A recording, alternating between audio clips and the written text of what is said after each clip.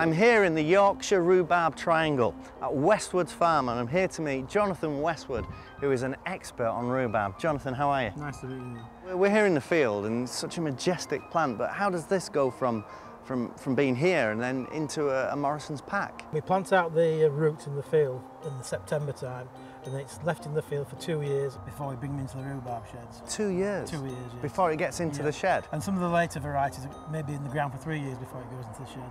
Wow, I didn't realise that. The roots are dug out of the ground by machine, but then each individual root is forked onto trailers by hand, and when it's taken into the rhubarb sheds, they are lifted off by hand and bedded into the floor by hand as well.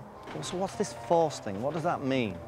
Well, the rhubarb is grown in pitch black, and it's supplied with heat and water, and this tricks it into thinking its spring's arrived, and so it starts to grow up and looking for light. Within 2.5 weeks of being put into the forcing sheds, you get rhubarb growing. All that effort? Yeah, it's a lot of effort and a lot of hard work. So how much do you grow, and how quickly does it get from the sheds to the stores? We grow approximately here about 120 acres of rhubarb, and we force about 300 to 400 tonnes of forced rhubarb a year. It's picked in the morning, sometimes it's packed the same day, and it gets into the store the day after. It's usually within 24 to 48 hours. That's amazing. I believe that rhubarb comes from China, but so how's it ended up in Yorkshire? Originally it came over via the Silk Route from China, but it came over as powdered root, which was used for medicinal purposes. Not till later on was it brought over by somebody who decided to grow the roots in this country so they could powder the root up here. Somebody started growing in the gardens and tried to see what it tasted like, and that's how it started to be grown over here for culinary purposes. The powder was quite expensive in its day. The powder was vastly more expensive than opium at the time, yeah. I'm going to go and cook some dishes, Jonathan, but how do you like your rhubarb? Well, I really do like a traditional rhubarb crumble. But my wife cooks a lovely rhubarb and meringue pie. All right, so she makes like a rhubarb and orange custard to go in the base. Yeah, yes, it's really nice. Yeah. Fantastic, yeah. Fantastic. Jonathan, it's been brilliant. I've really enjoyed it. It's been so educational, and you better show me the way out so I get lost again. Yes.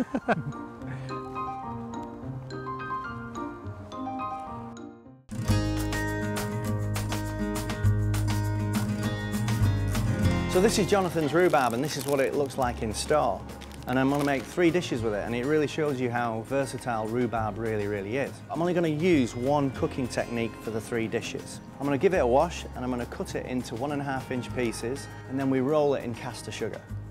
And then we bake it for 20 minutes at 120 degrees, just till the rhubarb starts to break down. I'm going to keep all the juices, and that sets the scene for the 3 dishes.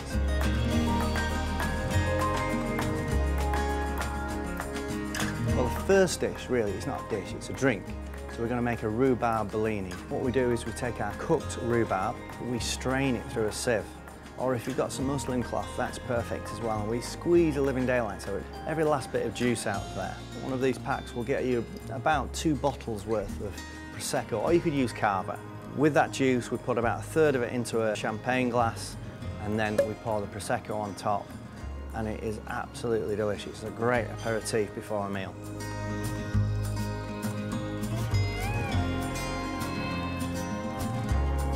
So I've got pork, rhubarb and mustard. I'm going to use these big juicy pork chops on the bone, absolutely delicious, and I'm going to griddle it, or you could barbecue them. Plenty of black pepper on them. And then I'm going to strain some of the juice off the rhubarb, but keep the battens. I'm going to drop in a little bit of mustard and a little bit of olive oil. Mix that together and it'll emulsify like a dressing. On a plate, a little bit of the rhubarb battens and then the rhubarb and mustard sauce. It is crazily good. So I'm going to make a rhubarb crumble, a little bit different this because it's a cold crumble and it's really tasty. So I place the rhubarb in the base of the glass, some yogurt on top, and then I'm going to put this lovely granola-like crumble on top for texture. So here I've got some cornflakes, some pumpkin seeds and some hazelnuts which have been peeled. A little bit of sugar on top, a pinch of ginger. Bake it in the oven 160 degrees, about 15 minutes, and that'll make it really crunchy and toasted. And that's going to go on top of our cold crumble. So we've been on Jonathan's farm and seen how rhubarb grows from start to finish, and you know, that 3-year process almost, which is just amazing. And then 3 easy dishes using one cooking technique. It's just amazing what you can do with Yorkshire rhubarb.